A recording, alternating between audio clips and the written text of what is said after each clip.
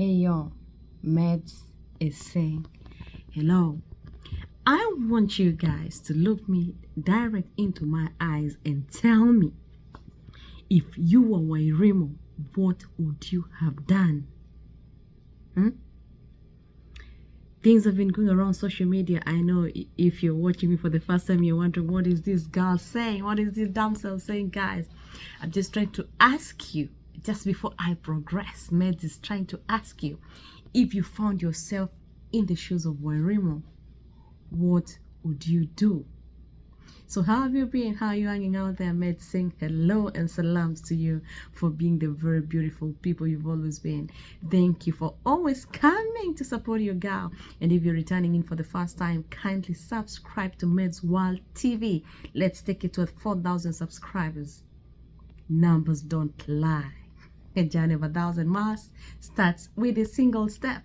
And here I am trying to urge you, if you've not subscribed, you're doing Meds disservice. Go and subscribe, yo. So our viewing episode 12. So if you've been on social media, you understand what I'm saying when I'm asking, if you were Wairimu, what would you have done? Oh my god, even the light is unlighting because it's wondering. I mean, if you were Wairimu, what would you do? Guys, what would you do? Wairimu is our very own. In the land of milk and honey, she found herself in a predicament like no other. I know various people get through different predicaments in life where relationships are concerned, but this one is a notable one. And I want you to tell me, if you found yourself, even me, I've been thinking, if I found myself in the shoes of Wairimu, what would Meds do? So Wairimu is in this beautiful gown. She's this beautiful woman getting married to Arnold. And as the vows say, for better or for worse, living happily ever after, Wairimu is about to start a walk with a man. I would say she barely knows. Get this, we hardly barely know the men we marry. That I'll tell you for free. And if you want to tell me I'm lying, come and tell me direct to my face, Meds, you're lying. I will tell you, you can never know anyone. The only person who is omnipresent, omnipotent, and omniscient is God, the Father, the Son, and the Holy Spirit. The tripartite three are the only ones who know a person in totality, as we can never decode a person in totality. That is why you're married for 20 years and still you've not been able to figure out this man properly. You're still figuring out what he likes. You're still figuring out what 1, 2, 3, 4, 5 say. You cannot like totally say that you know Meds. I cannot totally say that I know my husband like fully and all. Let me tell you something. I've been thinking about this old Wairimu saga, and I said I'm gonna comment about it because if you were Wairimu, what would you rather do? If you found yourself in the shoes of Wairimu, what would you do? If you're a friend of Wairimu and she came to you for advice, what would you tell her? Oh my god, this is crazy. So Arnold is out in the night at around 3 with this damsel who claims that Arnold has been chewing her left, right, and center. They've been dating for the longest time ever. And Arnold left our house early wee hours of the morning, direct to the altar. This species called man. One day they go kiss, I'm telling you. Or better still, they go mess women's mind or emotional being, I'm telling you. How do you have a wedding on Saturday?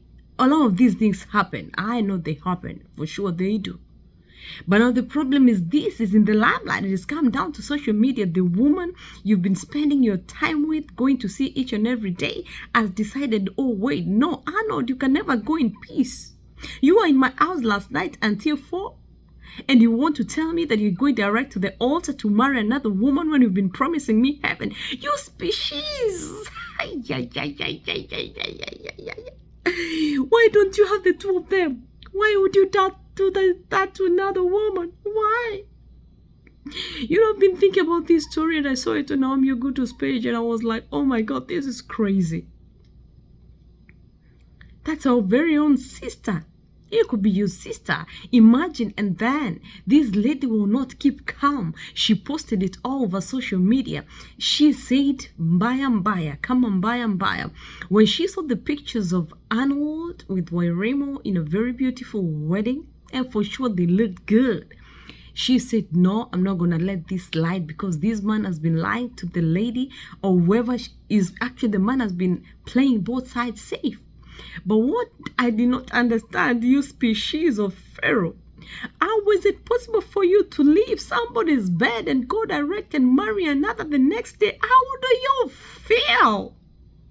Somebody out here tell me how this feels like, because I'm failing to understand how you'll be telling another woman, I'm going to marry you tomorrow, when you're sleeping with another woman this very night, your wedding, and you're telling her out that you're gonna come back and you guys are gonna do ABCD.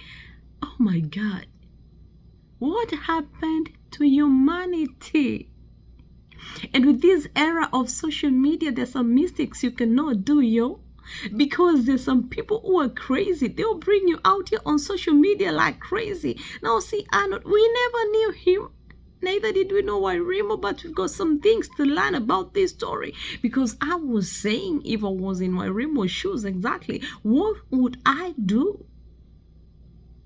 If you realize that the man that you've said better or for worse yesterday night, slightly before the morning of your wedding, was in another woman's arms, and this woman is claiming ABC, what would you do? I know these things happen literally. You will come to me and tell me, man, stop playing dumb. I'm not playing dumb. I know these things happen, but they don't get to social media. But this one has gone into social media, and it's oh my God, it's crazy. So I kept wondering what was running in the mind of this man. You should literally know the lady you're dating and the kind of tantrums she can raise. She's gone and detailed each and every activity that you two have been doing. She's even posted videos of what you guys have been doing. And now you're married to another woman, and she's been waiting for you to propose to her for marriage. This species called men and women, because there are also other women who will do that. I'm telling you, this is just a case that is out here. There are other cases that we don't know about, and that's why I say this is a tough one. I'm telling you, imagine someone walks you down the altar, and then when you're about to jet out for your honeymoon or to drive out for your honeymoon, you see on social media that he was in another woman's arms like 3 hours before he showed up in the altar. OMG, it's crazy. Better what? What you don't do does not kill you or does not harm you. What makes you not sleep? I'm trying to understand the emotional state of Wairimu right now, and I cannot figure out how she's feeling, how downhearted, downtrodden she's felt, because this thing is running social media. When I saw it, I said, this species,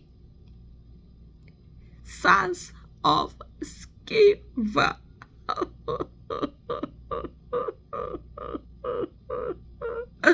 You're gonna call us someday. Someday you go kill us. Someday you go kill us. Someday you go kill us.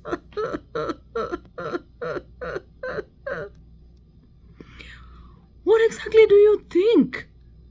Or if you're doing that, maybe for instance you get married tomorrow, and I thought about it and asked myself, if you were Wairimu, what would you do? It's better if it never came out on public eye. Now it's all over. Everyone is trying to look for who is Wairimu. Everyone is trying to look for who is Arnold. And this other woman who has vowed, I will expose you. I will not stop. I know exposures are always there, but now I looked at this scenario and I was like, oh my God, if you were Wairimu, what would you do? Others will tell Wairimu to leave. Others will tell Wairimu, no, Wairimu is your man. That's why he ended up marrying you. But there is nothing that hurts as deep as what you know better what you don't know. So I was wondering, oh my God, leave these guesses. Oh, they think A, they think B, they think C. I'm talking of factual, something you have facts. You can table it out and say, when someone comes here with pictures of you in their house doing 1, 2, 3, that's a factual thing. Not ulabaloo, not guesswork, not chit-chat, not chismos. I'm talking of factual stuff. What would you rather have done if you were Wairimu? What is that one advice that you'd give Wairimu right now? It's crazy. You know, I've been thinking about this story and I'm like, oh my God. When God returns, mom for him will settle for. Because God is going to find an earth that is dilapidated, a society that no longer cares of what other people would feel. Because like literally, you're dealing with someone who can put you on social media. Right now, the technology is so high. You can't do such jokes. Telling someone this and this and telling the other this and this. Oh my God, it's crazy. So I've just been thinking about this and I asked myself, if I was Wairimu, what would I have done?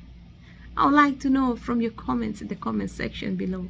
Look, even the light is going. I would love to know, if you're Wairimu, what would you rather have done? Yo. Anyhow, how have you been doing? Med's always checking up on you and asking you, are you okay? Are your family members fine? That is something I always want to ask because it's very important. Kindly, when you got time, check how your family are doing because it's the best thing to do. Yeah, because things are happening in the world left, right, and center, and we no longer have control of them. But if we can reach out to our loved ones and find out how they're doing and how they're faring and what's up, then that is it. That's the best thing that can ever happen. Otherwise, if you're out here and you're alive, don't take it for granted. Take time to thank God for giving you a chance to be alive. If you're walking out there, take caution, precaution, and always thank God for every chance He gives you because life is too short. And when God grants you a chance to live yet another day, say thank you. If you sleep and wake up and breathing, you're not in any pain, you're not saying, oh, my back, oh, my stomach, oh, my head, all these. Kindly take your time and thank God because out here people are in pain. Some are battling terminal illnesses. Some are trying to, get breathing through machines, and God has given you a chance to be alive. God has given you a chance to see another day. God has given you a chance to be whole. The best thing you can do is don't take it for granted. Take a moment and say thank you. Take a moment and thank God for the love, for the affection that is showing you, because you know what? Somebody wanted to be where you are right now, but they're not. So don't compare yourself with nobody. Don't look at someone and say, I wish I was. No. The race does not belong to the swift. I keep on telling you on this platform that God will come. The Kairos time of God is not come yet. It doesn't mean that it's not gonna come. It doesn't mean that you're not gonna get your blessing. It doesn't matter who's gonna ahead of you. God is gonna come and surprise you. Keep hanging in there. Don't listen to the naysayers, the Sanbaratis and Tobias and Geshems of Arabia. Listen to what the voice of God is saying, that my time is now, and when it's time to bless you, God is gonna show up. It doesn't matter who says what, it doesn't matter who thinks what, it doesn't matter how they perceive you, it doesn't matter what they think about your family, it doesn't matter what they say about your family. But when it's time, God is gonna show up and bless you. God is gonna show up and tell you, my daughter, my son, I'm here for you. Don't give up. Life has much to offer. Don't give up yet, because God is gonna come out for you. Keep believing, keep hanging in there. God has never left, will never leave. He's always around, he's always been. So let's keep trusting in him, because without him, nothing will work. Love you with the love of Christ. Thank you. See you in episode 13.